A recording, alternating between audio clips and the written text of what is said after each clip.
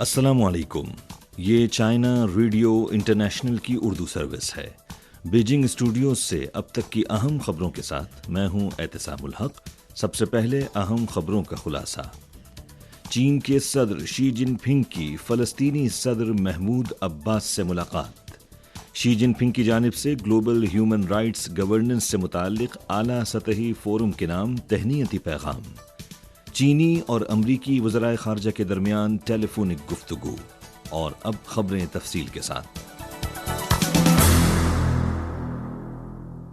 14 جون کی سپہر چینی صدر شی جن پنگ نے چین کے سرکاری دورے پر آنے والے فلسطینی صدر محمود عباس سے بیجنگ کے عظیم عوامی ہال میں بات چیت کی۔ صدر شی جن پنگ اور صدر عباس نے چین اور فلسطین کے درمیان تصویراتی شراکت داری کے قیام کا اعلان کیا۔ شی جن پنگ نے صدر محمود عباس کے دورہ چین پر ان کا خیر مقدم کیا۔ صدر شی جن پنگ نے کہا کہ صدر عباس اس سال چین کا دورہ کرنے والے پہلے عرب سربراہ مملکت ہیں جو چین فلسطین اعلیٰ سطحی تعلقات کی مکمل عکاسی کرتا ہے۔ صدر شی نے اس بات پر زور دیا کہ چین اور فلسطین اچھے دوست اور اچھے شراکت دار ہیں جو ایک دوسرے پر بھروسہ اور حمایت کرتے ہیں۔ انہوں نے کہا کہ چین مسئلہ فلسطین کے جلد، جامع، منصفانہ اور دیر پا حل کے فروغ کے لیے فلسطین کے ساتھ تعاون کو مضبوط بنانے کے لیے تیار ہے۔ 14 جون کو چین کے صدر شی جن پنگ نے بیجنگ میں منعقد ہونے والے گلوبل ہیومن رائٹس گورننس سے متعلق اعلیٰ سطحی فورم کے نام ایک تہنیتی پیغام بھیجا۔ شی جن پنگ نے کہا کہ اس وقت انسانیت ایک بار پھر تاریخ کے نازک موڑ پر کھڑی ہے اور عالمی سطح پر انسانی حقوق کی حکمرانی کو شدید چیلنجز کا سامنا ہے۔ ہم سلامتی کے ساتھ انسانی حقوق کے تحفظ، تمام ممالک کی خود مختاری اور علاقائی سالمیت کا احترام کرنے، مل کر پرامن ترقی کے راستے پر چلنے، عالمی سلامتی کے اقدامات پر عمل درآمد اور انسانی حقوق کے حصول کے لیے پرامن ماحول پیدا کرنے کے لیے کھڑے ہیں۔ ہم سمجھتے ہیں کہ انسانی حقوق کو صحیح معنوں میں یقینی بنانے کے لیے ترقی کے ذریعے انسانی حقوق کو فروغ دینا، عالمی ترقیاتی اقدامات کو نافذ کرنا، ترقی کی شراکت داری اور پائیداری کو بہتر بنانا اور مختلف ممالک کی خصوصیات کے ساتھ جدیدیت کے راستے کے ذریعے تمام ممالک کے لوگوں کو انسانی حقوق کے منصفانہ استعمال کو یقینی بنانا، تعاون کے ذریعے انسانی حقوق کو فروغ دینا، ایک دوسرے کا احترام کرنا، ایک دوسرے کے ساتھ برابری کا سلوک کرنا، گلوبل سویلائزیشن انیشیٹو پر عمل کرنا، تہذیبوں کے درمیان تبادلوں اور باہمی سیکھنے کو مضبوط بنانا، مکالمے کے ذریعے اتفاق رائے پیدا کرنا اور مشترکہ طور پر انسانی حقوق کی تہذیب کی ترقی کا فروغ لازم ہے۔ شی جن پنگ نے اس بات پر زور دیا کہ چین انسانی حقوق کی ترقی کے راستے پر عمل پیرا ہے جو وقت کے رجحان سے مطابقت رکھتا ہے اور اپنے ملک کے حالات کے مطابق ہے۔ ہم چینی طرز کی جدیدیت کو فروغ دینے کے عمل میں انسانی حقوق کے تحفظ کی سطح کو مسلسل بہتر بنا رہے ہیں اور انسانی آزادی کی جامع ترقی کو فروغ دے رہے ہیں۔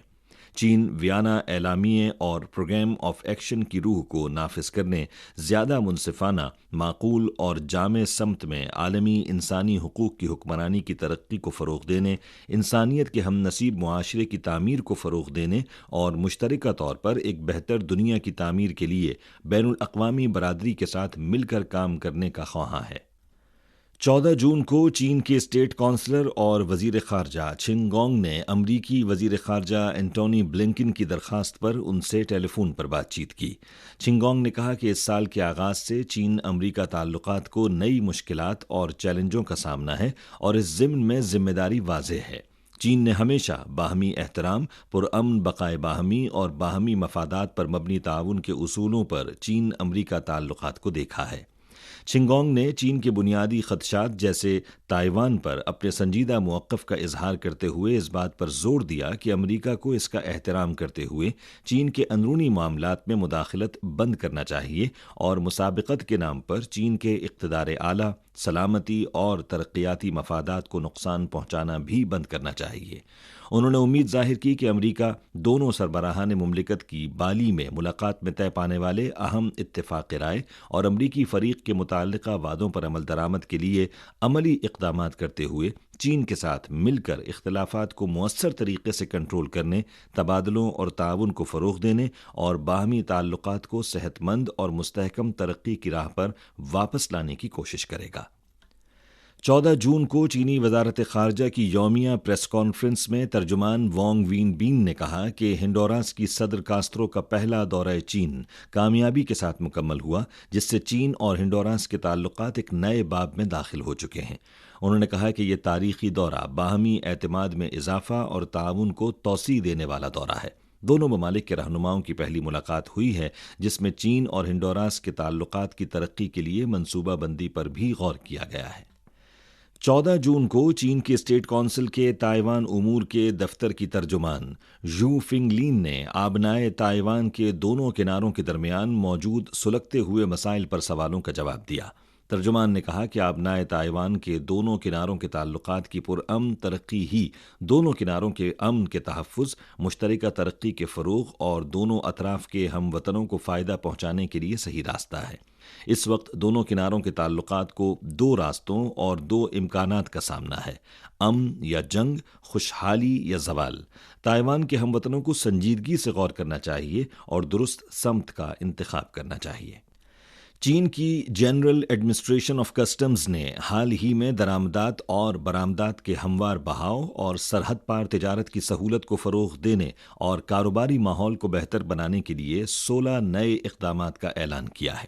16 اقدامات میں سرحد پار لاجسٹکس کی کارکردگی کو مسلسل بہتر بنانا، جدید ٹیکنالوجی اور ساز و سامان کی درآمد میں مدد کرنا اور اہم زرعی اور غذائی مصنوعات کی درآمد اور برآمد کو فروغ دینا شامل ہے۔ گزشتہ سال جنرل ایڈمنسٹریشن آف کسٹمز نے غیر ملکی تجارت کو مستحکم کرنے کے لیے مسلسل 23 اقدامات نافذ کیے تھے، جس سے چین کی بیرونی تجارت کے حجم کو ریکارڈ سطح تک پہنچانے میں مدد ملی تھی۔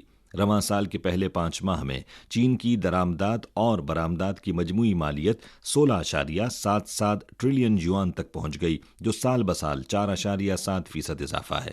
متعلقہ اہلکار نے انکشاف کیا کہ اس سال کسٹمز کی جانب سے جاری کردہ 16 اقدامات کاروباری اداروں کے خدشات پر توجہ مرکوز کرتے ہیں، ایکسپورٹ ٹیکس چھوٹ اور سرحد پار ای کامرس جیسے نئے تجارتی شعبوں کے لیے پالیسی سپورٹ فراہم کرتے ہیں اور بیرونی تجارت کی ترقی میں اعتماد کو مزید فروغ دیتے ہیں۔